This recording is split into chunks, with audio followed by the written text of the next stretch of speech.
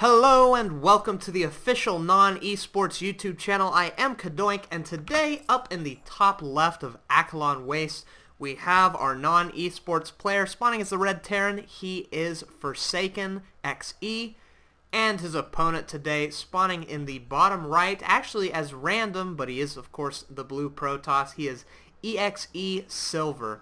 So this is a TvP on Acheron Waste, a new map here on Heart of the Swarm.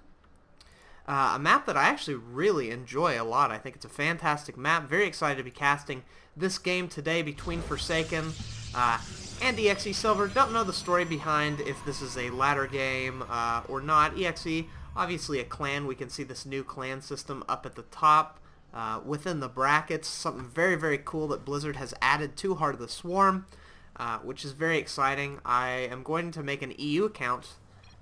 Well, I basically can make an EU account whenever I want because there's now global play, and hopefully the non guys will let me pop into their clan as I am their caster. So haven't really talked to them about it yet. I've had a lot of tests this week, so I haven't been able to play a lot of StarCraft. When it first came out, beat the campaign, played a lot of NA and a little bit of Korean, the Korean server, but I'd like to hop onto the Europe server as well and make my account do all those things.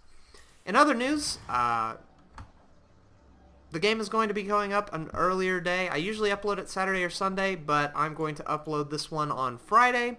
The reason being I'm going out of town tonight and I will be gone all weekend.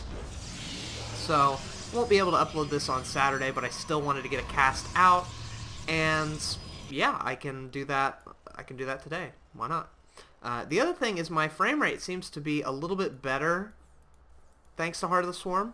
Which is very exciting. This summer I will be building a decent PC. Actually, I'm going to try to build a really good PC, and then I'll be able to cast, hopefully at Ultra, 60 frames per second, all that. Right now I'm only casting at medium, and I'm barely getting 30, so my laptop is chugging along as hard as it can.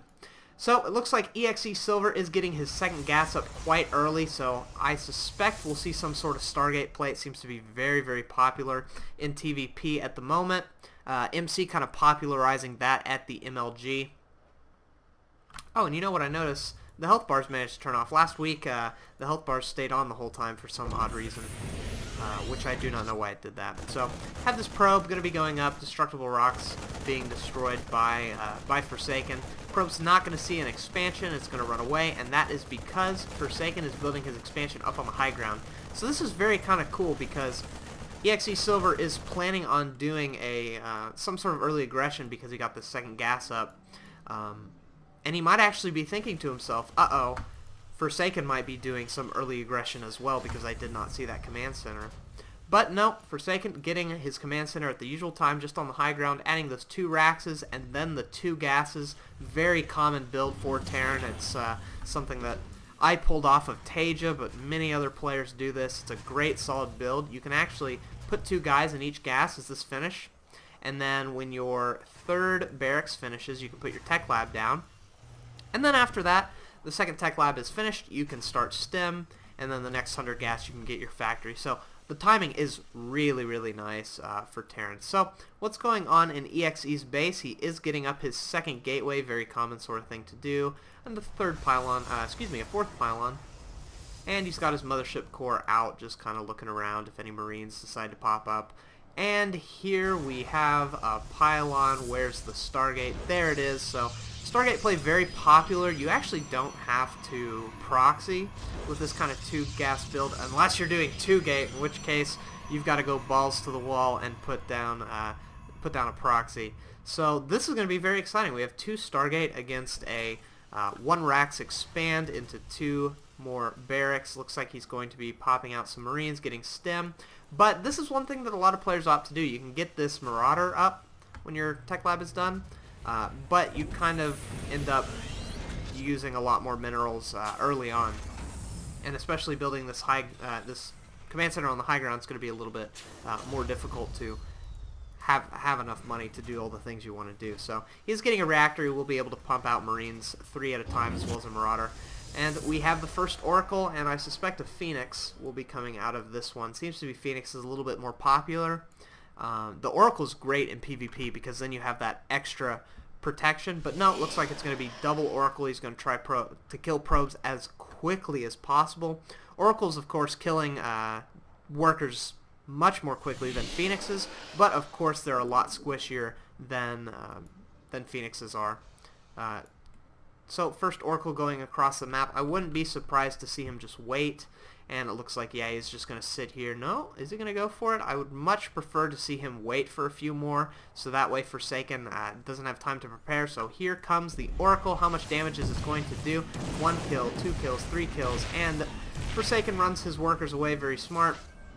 Leaving a few of them behind, I don't know why, and the Marines should be coming up, but second Oracle comes to join in. Looks like this Oracle will be going down, the second one as well. It's just barely going to slip out of there with just a little bit of health. So, yeah, pretty overall,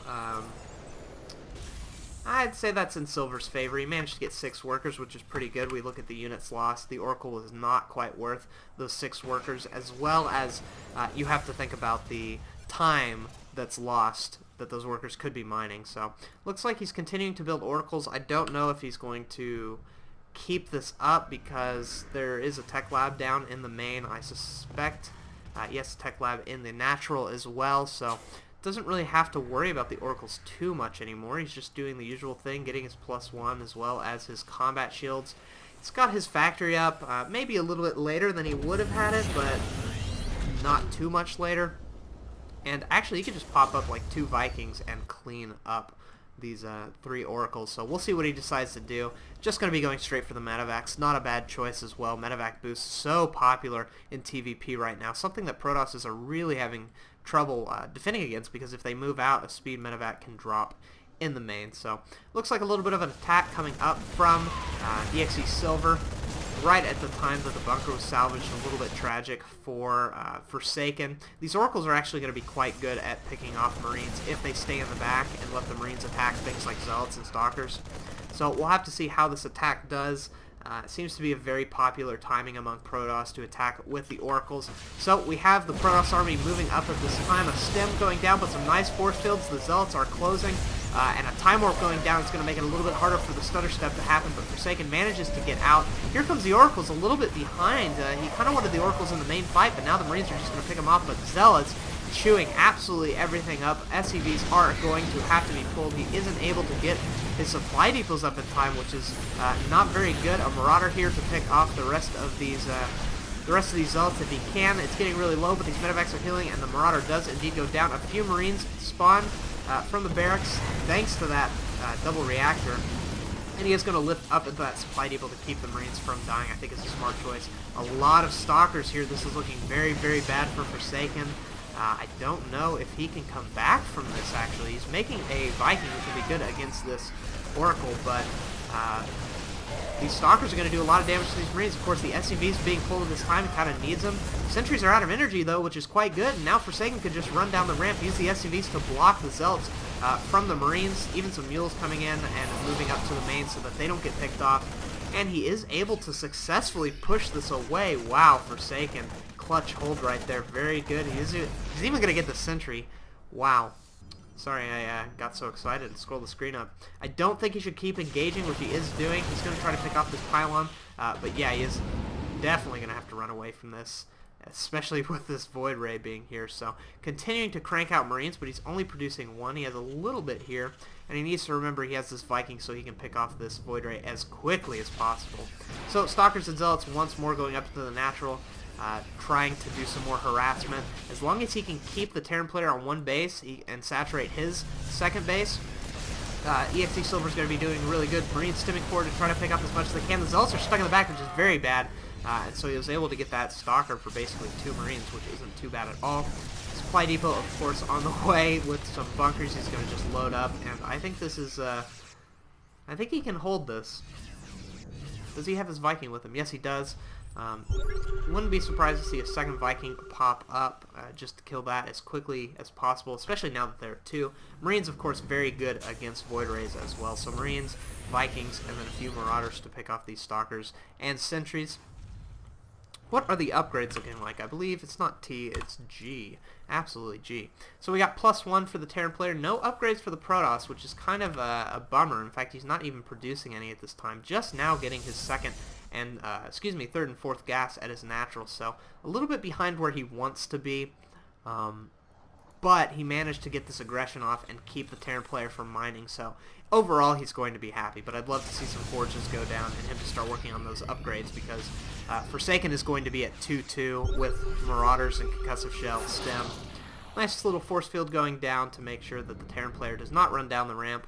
But there are a good bit of Zealots, so we'll have to see how this engagement goes. Another force field going down, waiting for that third Void Ray, waiting for another warp in, couple Stalkers, Zealots, coming in to meet up with this army, and he's just going to lift and go around, which I actually think is a bit of a risky play. If it works out, he can completely wreck the Terran army, but I think this might be kind of a base trade type of deal.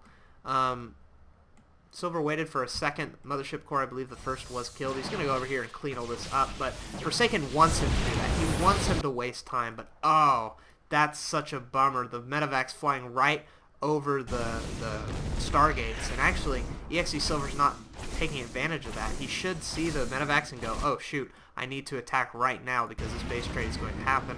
I also need to warp into my main and natural, but he's not doing that as well. So looks like the Void Ray is going to be moving forward, trying to pick off these supply depots. At the same time, we got the Medivacs coming in to try to do damage to this natural of Silver.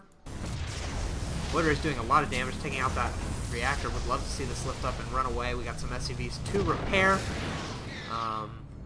And yeah, more more Medivacs being produced. But at the same time, this drop is splitting between the main and the natural, doing as much damage as possible. We of course have the Protoss army moving up into the main. SCVs being pulled. This is going to be a very, very close game. He's trying to pick off as many of these pylons as he can, and he also wants to get as many of the probes as he can. In the natural, it looks like he's killed mostly all of them. And in the main, he's just doing whatever damage he can to the structures. A lot of these Marines actually not being used. And some nice repairing going on that bunker, trying to slow down the Protoss' army. Of course, that Viking trying to pick off that Void Ray, but failing. We got the SCVs being pulled and put into the Medivacs, which is very, very smart, so they can run away and build things somewhere else.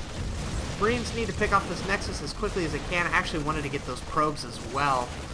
And yeah, this is an absolutely crazy base race scenario. I think that Terran player should just lift his buildings, which he is doing. He's going to be flying across the corners of the map. A little bit unfair, some might say. But yeah, there's absolutely nothing defending this, so you can't blame Forsaken for doing this.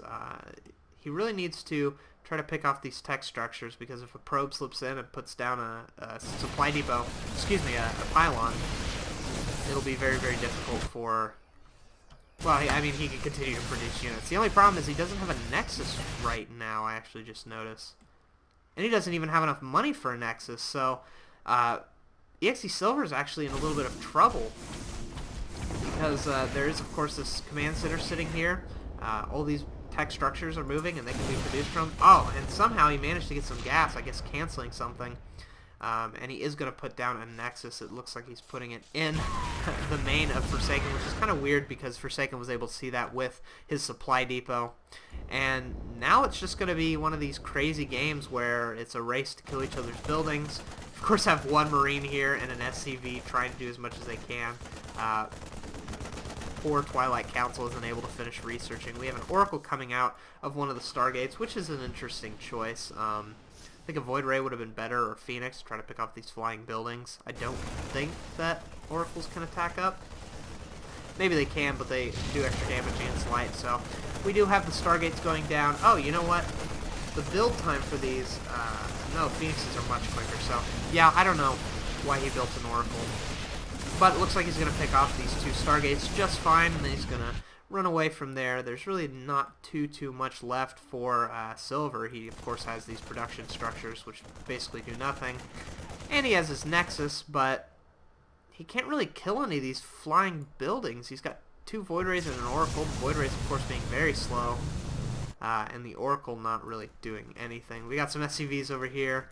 Would love to see this command center try to sneak by and land maybe over here while the Void Rays are out of position. We have a drop in Forsaken's own main where he's going to try to pick up this Nexus. It looks like he's going to be successful before the Zealots get there, and he'll be able to just lift up into his Medivacs and boost away. Void Rays, of course, coming in trying to pick off the Medivacs and actually succeeding in doing so. So, oh my gosh, this is actually really bad for Forsaken. He's lost the majority of his army now. Yeah, he only has this little clump here, which is trying to kill everything off as quickly as he can. Of course, there are probes left to build pylons in hidden places. But I don't know how he can pull this off now.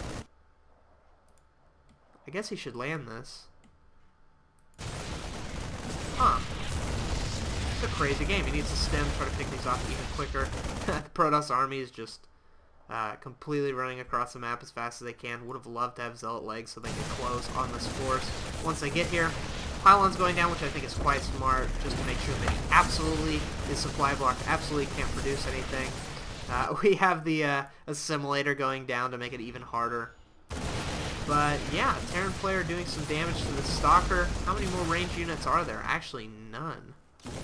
Holy cow. Were the Void Rays killed? Did I miss that? He did manage to get the Void Rays, so now he can actually just do Stutter Step Micro forever and maybe be able to pick off this Zealot army. And so he's going to lift off and run away. Wouldn't be surprised to see him fly over here, destroy this, fly up here, destroy this. The Protoss player is revealed. I can actually just close the production tab because nobody's producing anything. Resources lost is quite interesting. Nice landing on the low ground, try to pick up some more Zealots. But what does the army supply look like? Here we go. 8 supply to 28, so definitely in the Protoss' favor. Worker supply definitely in the Protoss' favor. And yet, Darren's floating his buildings around, so it's actually physically impossible right now for eXeSilver to win. By, I don't know, any kind of skill. The only way is if Forsaken just landed his buildings and let him destroy them all, because all the buildings are flying out as far as they can. Wow, that was kind of weird that I couldn't see that, but they're flying out as far as they can, and he has no air, no way of getting to them, no nexus, no way to get minerals. So Silver just loses in this position. Forsaken just runs around, kills pylons, runs this around and mines every now and then, tries to get as much minerals as he can. And the interesting thing is if... what's going on here? I hear attacking. Oh. He's killing his own Zealots. He knows he lost, so he's killing his own Zealots. Which is quite weird. But the thing is, if he runs his Zealot army over here to kill this base, then Forsaken will just send his Medivacs over here and kill this base. I think he's actually killing his own supply so he can get a Stalker and attack the buildings that are flying, but the thing is, the Stalker will never be able to reach this. So, and he doesn't have enough money to build a Stargate. Is that what he's gonna do? He's got gas for it. Oh, wait, but they're 125 and he's only at 115. He could make a sentry. No, he's getting a High Templar. What's that about? Does he have Storm? No, he doesn't have Storm.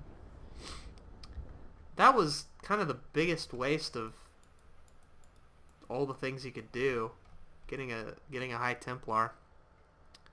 But we finally have some bunkers going down, some an engineering bay even, and some supply depots. So this game's completely over. The starport, which is I don't know where, is producing a Banshee as well as Cloak. So at this point, there's nothing eXeSilver can do.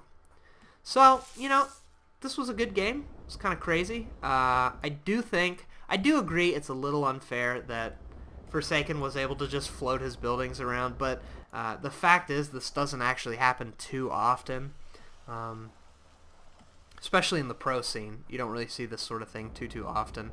And when it does happen, it's good fun and it's a laugh, but it's usually not a series breaker type of deal. So it is, of course, very funny to watch seeing all this happen. So Zealots are going to be moving up into the main of Forsaken, these bunkers, forcing them back. And from then on, it's over. There's nothing he can do. He says, oh, good game.